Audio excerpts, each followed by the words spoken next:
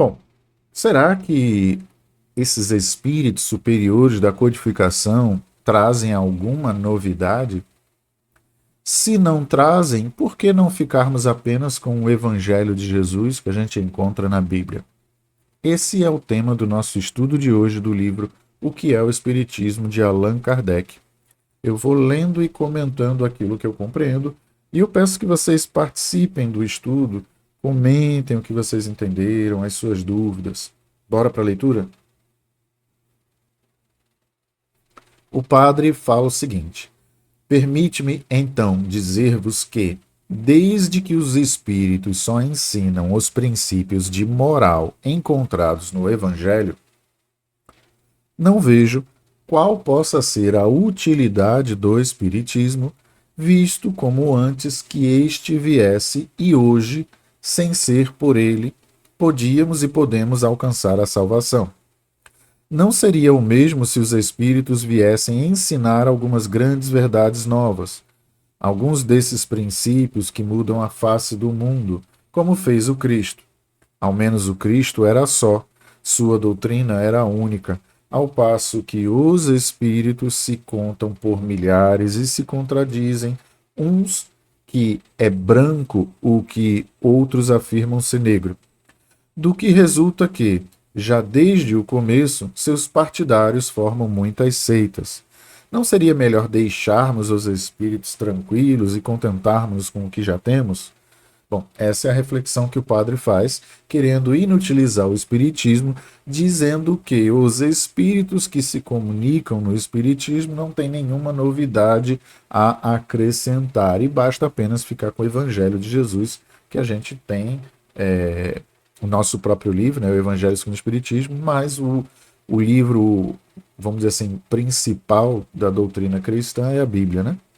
Então, bora ver a reflexão de Allan Kardec sobre esse questionamento do padre.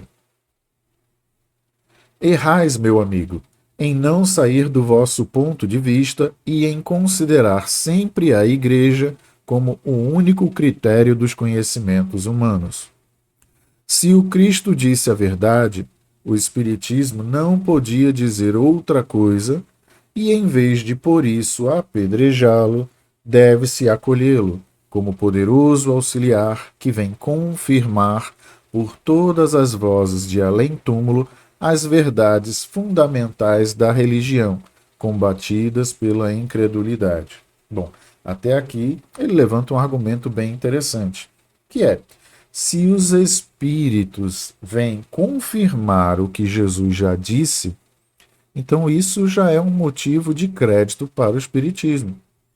Pior seria se os espíritos viessem contradizer o que Jesus falou.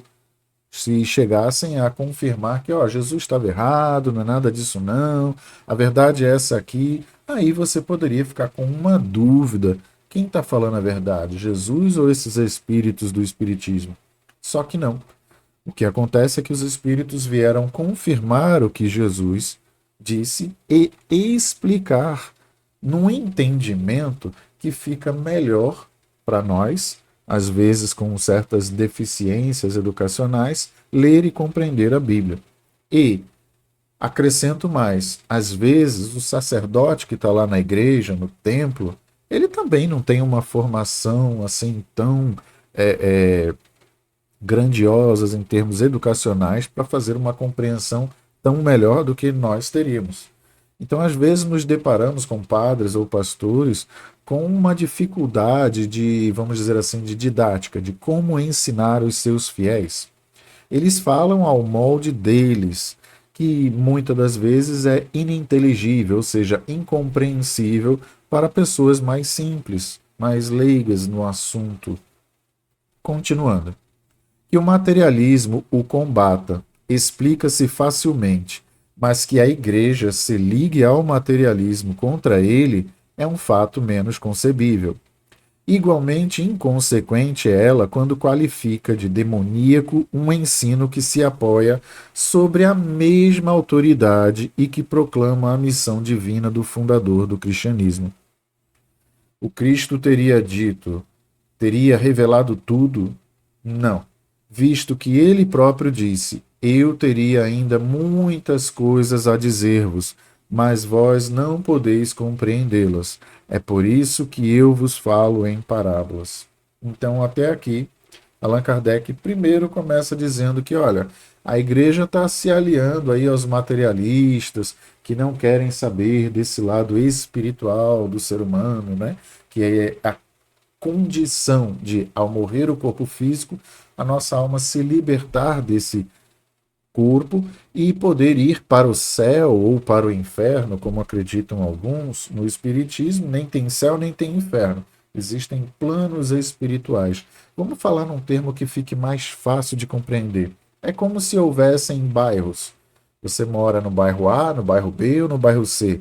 Vai depender do preço do aluguel, da estrutura do bairro, da proximidade com o seu trabalho, com escolas, supermercados. Enfim, cada pessoa tem questões particulares para escolher onde morar, em que bairro morar. No caso espiritual, cada um de nós vai para uma cidade, uma colônia, um bairro, um plano espiritual, como queira chamar. É preciso compreender que a igreja, ao atacar o espiritismo, ela fica do lado contrário, no sentido de que tanto a igreja católica quanto o espiritismo são filosofias, religiões espiritualistas. Então elas deviam andar paralelas e não se, vamos dizer assim, transversando. E observe que Allan Kardec vai mais além ao comparar os ensinos dos espíritos com o que Jesus falou e demonstrar que não existe diferença. Então, você chamar os espíritos da codificação de demoníaco, quando eles falam a mesma coisa que Jesus falou, é chamar o próprio Cristo de demônio. E isso é inadmissível. O outro ponto que Allan Kardec cita é a passagem onde Jesus disse que, pela nossa falta de capacidade intelectual, educacional, cognitiva, maturidade espiritual, a gente não conseguiria compreender tudo o que ele falava. E por isso ele escolheu um método didático de falar por parábolas. Ora, o que são parábolas? São como aquelas historinhas de criança que nossos pais e avós contam para a gente para dormir. Então Jesus, na sua inteligência máxima, conseguiu contar historinhas que ensinavam algo de muito importante para o ser humano. Essas são as parábolas. Continuando, o Espiritismo vem hoje, época em que o homem está maduro para compreendê-lo, completar e explicar o que o Cristo propositadamente não fez senão tocar, ou não disse senão sob a forma alegórica. Direis, sem dúvida, que a Igreja competia dar essa explicação. Mas qual delas? A romana, a grega ou a protestante? Como não estão elas de acordo, cada uma explicaria a seu modo e reivindicaria o privilégio de dar essa explicação. Qual delas conseguiria arrebanhar todos os dissidentes? Deus, que é sábio, prevendo que os homens iriam nela enxertar suas paixões e prejuízos, não lhes quis confiar o cuidado desta nova revelação. Deu-a aos espíritos, seus mensageiros, que a proclamaram por todos os pontos do globo, fora dos limites particulares de qualquer culto, a fim de que ela possa aplicar-se a todos e nenhum a transforme em objeto de exploração. Então, até aqui nesses dois parágrafos, a gente percebe claramente uma continuidade das reflexões anteriores que eu falei, né? O Espiritismo ele não vem trazer nada contrário ao que Jesus ensinou. E o Espiritismo explica tudo o que Jesus deixou de ensinamento para nós. Fala também da dificuldade das pessoas se entenderem e compreenderem o que Jesus falou, e por isso a diversidade de religiões cristãs. São na casa dos milhares os tipos de cristianismos, e às vezes são tão contraditórios que gera, vamos dizer assim, até uma certa dúvida se é possível acreditar ou não na Bíblia, visto que é o livro base para essas religiões diversas dentro do cristianismo. Há, por exemplo, religiões que acreditam que Jesus é Deus, outras que acreditam que Deus é uma coisa Jesus é outra coisa. Há vertentes protestantes, por exemplo, que falam que Jesus habitou um corpo. Já outras vertentes dizem que Jesus nem corpo tinha. Era um ser realmente evoluído e não precisava de corpo. Então, qual delas está certa? E como pode uma estar certa se o livro é o mesmo? Daí, a gente faz às vezes uma pequena pesquisa, vai até uma livraria, abre várias Bíblias que estão na livraria e percebe que elas são feitas por editoras diferentes. E ao ler o mesmo capítulo e versículo, começa a perceber diferença textual. E aí a gente fica na dúvida: qual das Bíblias que vende numa livraria é a mais fiel ao texto original? Tem como nós sabermos isso?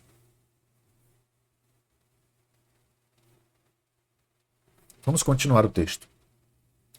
Por outro lado, os diversos cultos cristãos não se terão, em coisa alguma, apartado do caminho traçado pelo Cristo.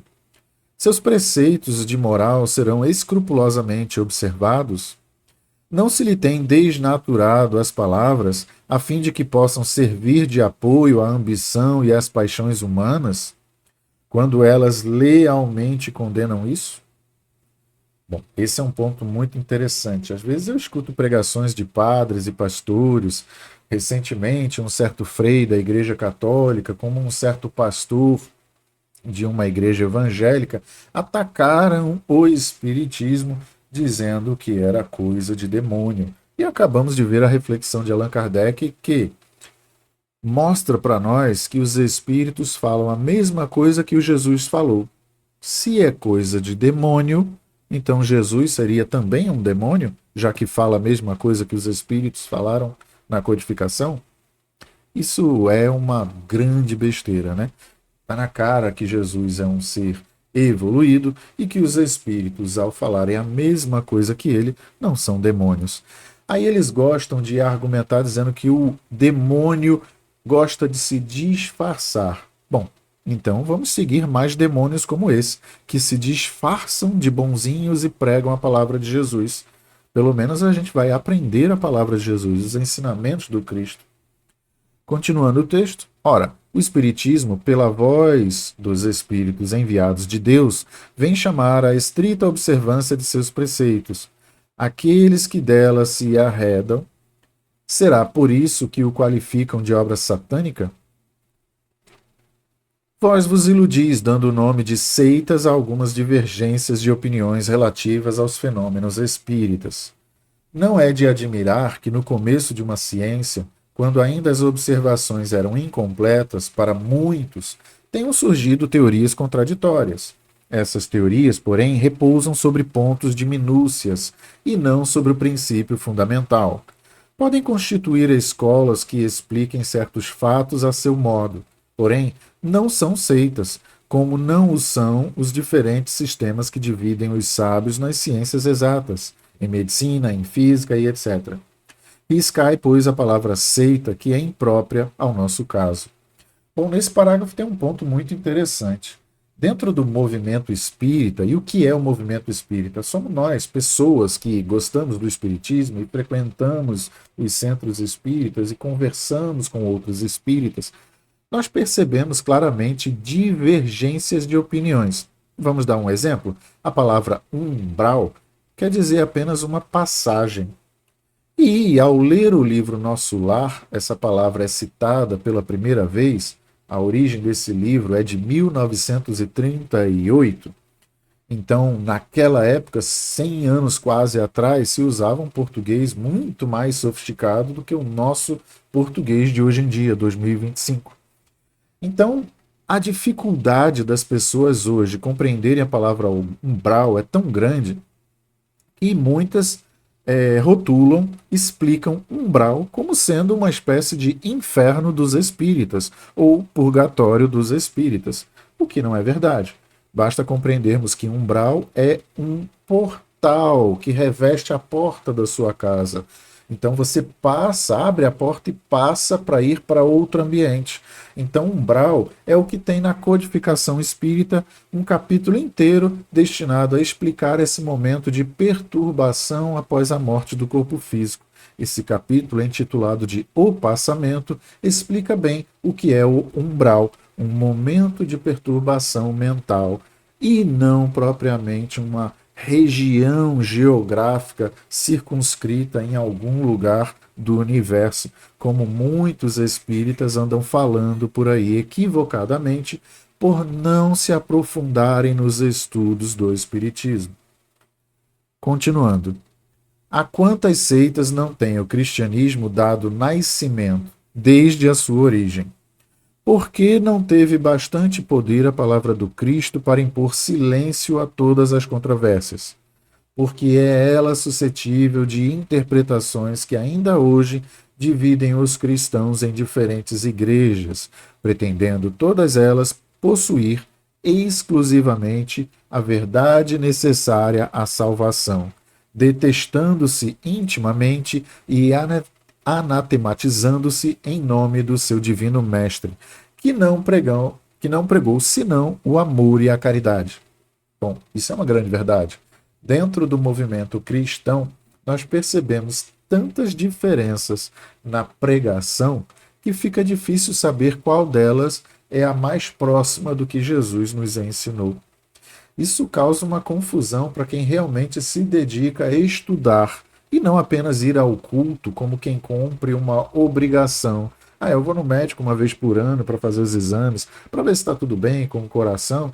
Então eu vou lá na igreja uma vez na semana, assim, só para Deus me ver na igreja e eu ficar em paz com Ele e comigo mesmo.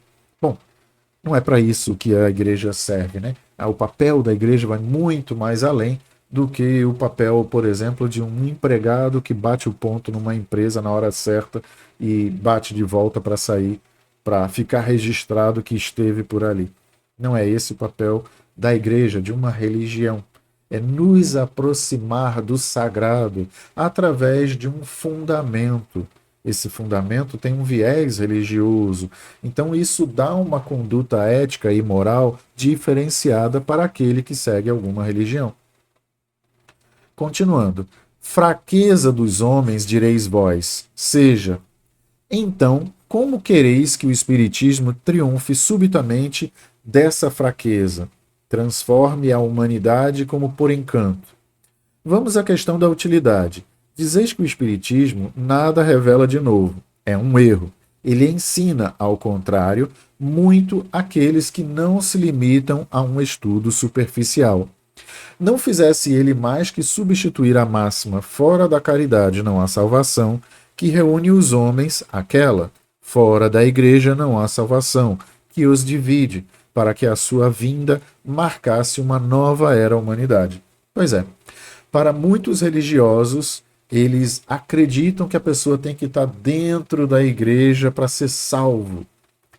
Bom, a igreja é só um prédio, ela não salva ninguém.